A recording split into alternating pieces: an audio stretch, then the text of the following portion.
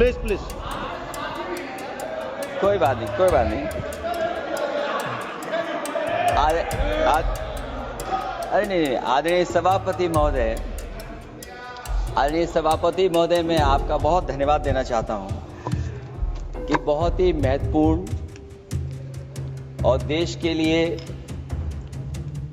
और बड़ी आबादी के लिए भारतीय जनता पार्टी की सरकार में एक और बिल आया है, क्योंकि मेरे से पूर्व में जो हमारे साथी बोले हैं वो माननीय सदस्य हमारे साथ नहीं, लेकिन मैं उनके बहुत सारी बातों से सहमत हूं। और अध्यक्ष महोदय, मैं देख रहा हूं जो एक्स कांग्रेस वाले हैं वो ज्यादा बोल रहे हैं।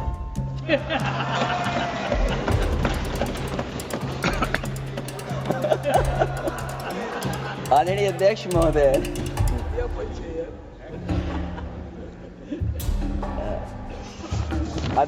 जो आज बिल पेश हुआ है, मैं हिंदी और अंग्रेजी को जो कुछ समझ सकता हूं वो यही मैं कह सकता हूं कि माननीय मंत्री जी ने ये कहा कि ये उम्मीद है। ये उम्मीद कैसे बना है, अंग्रेजी में भी मुझे समझ में नहीं आ रहा कि उम्मीद है ये, हिंदी में भी समझ में नहीं आ रहा कि ये उम्मीद है। यूनिफाइड वक्फ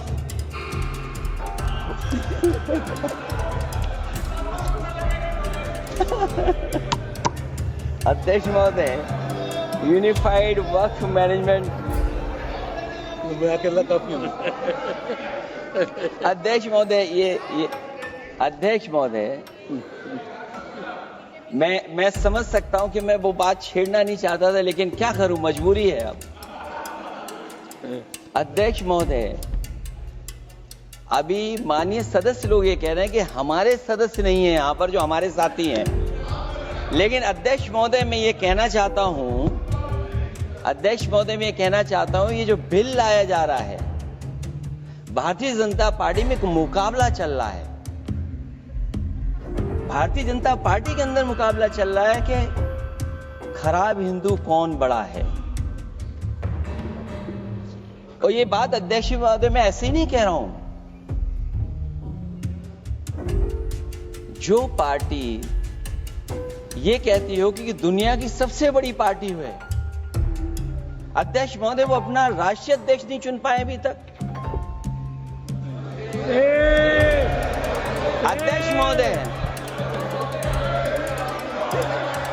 अध्यक्ष महोदय, भारतीय जनता पार्टी क्या है?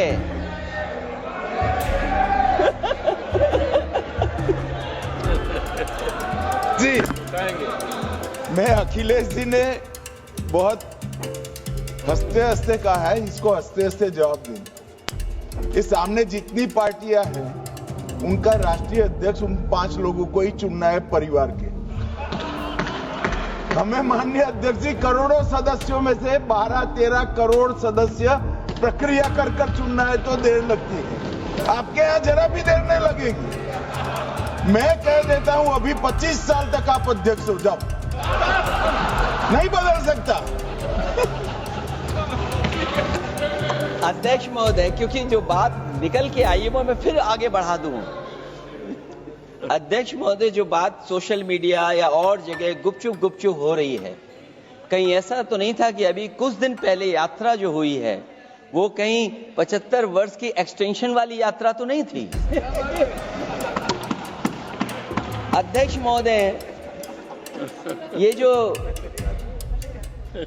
इस बार जो वक्फ बिल आया है, नाकामी का पर्दा इस बार है वक्फ बिल। और नाकामी कोई एक आध नहीं है, मैं कई नाकामियां बता सकता हूं। अभी मैं माननीय सदस्यों को सुन रहा था, वो पुराने कई बिल उनके बारे में चर्चा कर रहे थे कि कितने प्रोग्रेसिव बिल लेकर के आए। मुझे याद है मैं उत्तर प्रदेश में उस समय था और मुझे लगा कि शायद इनकी वो बात ठीक होगी। एक ये बहुत तैयारी के साथ फैसला लेकर के आए थे और फैसला ये लिया था आधी रात के आज के बाद नोट नहीं चलेंगे, नोट बंद हो जाएंगे। अध्यक्ष महोदय, उस नोटबंदी नाकामी के बारे में भी तो चर्चा हो जाए कि अभी भी न जाने कितनी जगह पर कितना रुपया निकला जा रहा है, कितना निकल करके आ रहा है। केवल नाकामी नोटबंदी की नहीं, नाकामी बेरोजगारी की भी है, नाकामी महंगाई की भी है, नाकामी किसान की आय दोगुनी नहीं कर पाए वो भी इनकी नाकामी है। मुझे याद है एक माननीय मंत्री जी पूरे देश की नदियों के बारे में बीओडी बता रहे थे, लेकिन माननीय मंत्री जी ये भूल गए कि उनके शहर में, उनके क्षेत्र की जो नदी है उसकी बीओडी क्या है।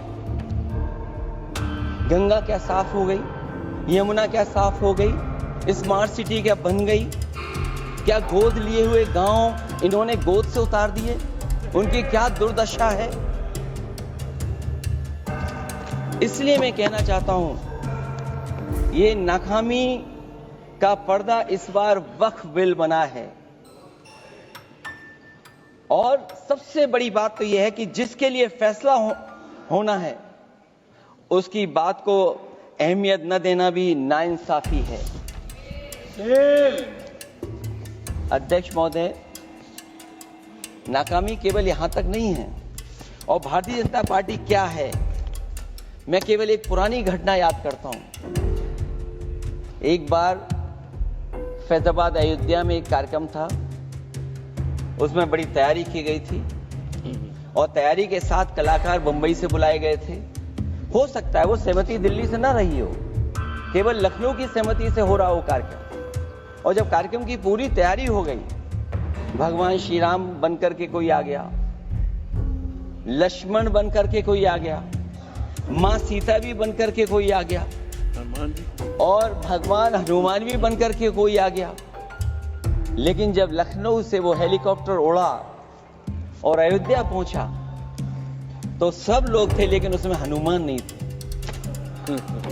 अध्यक्ष महोदय, मैं भारतीय जनता पार्टी के लोगों से कहूंगा कि जानकारी करिए कि आखिरकार भगवान श्री राम थे, लक्ष्मण थे, सीता थी, लेकिन हनुमान क्यों नहीं थे? हनुमान इसलिए नहीं थे, शायद उनकी जात या धर्म कुछ और था। अध्यक्ष महोदय, ये देश मिली जुली संस्कृति से चला है। कुछ हमने सीखा, कुछ उन्होंने सिखाया। और जो लोग ये कहते हैं कि हम सबको बराबरी का हक देते हैं, अभी कुछ दिन पहले ईद निकली है। अध्यक्ष महोदय, वो परंपरा रही है, न केवल मैं जाता हूं बल्कि कोई दल का नेता ऐसा नहीं न जाता हो उस कार्यक्रम में शामिल होने। भारतीय जनता पार्टी के जो मुख्यमंत्री, उप मुख्यमंत्री, वो भी जाते हैं, उप मुख्यमंत्री, सभी धर्मों के नेता आते हैं। लेकिन पता नहीं इस बार क्या साजिश थी, षड्यंत्र था कि वहां पर कुछ पाबंदी लगी हुई थी। अगर किसी कारण पाबंदी लगी हुई थी तो बात समझ में आती है, लेकिन जब जानकारी हुई है, किसी को नहीं पता था कि पाबंदी क्यों लगी है कि आप नहीं जा सकते वहां पर कार्यक्रम में शामिल होने। क्या यही भारत है, यही संविधान हमें रास्ता दिखाता है? अध्यक्ष महोदय, मंत्री जी बताएं हमें, वो खुद भी माइनॉरिटी हैं, भगवान बुद्ध के रास्ते पे चलते हैं। भगवान बुद्ध का रास्ता दूसरा है। हम आपको अपना मानते हैं तब भी जब आप हमारे बहुत सारे ग्रंथों को नहीं मानते, तब भी हम आपको अपना मानते हैं। आप हमारे पुराणों को नहीं मानते हैं, आप हमारे उपनिषदों को नहीं मानते हैं, लेकिन सोचिए, हम हिंदू वो लोग हैं जो आपको स्वीकार करते हैं और गले लगा करके चलते हैं। अब मैं दूसरे धर्म पे नहीं जाऊंगा, कोई नाराज हो सकता है। मैं दूसरे धर्म के बारे में नहीं जा सकता, मैं केवल यही बताता हूं। और मैं उत्तर प्रदेश में, अध्यक्ष जी, जहां से आता हूं,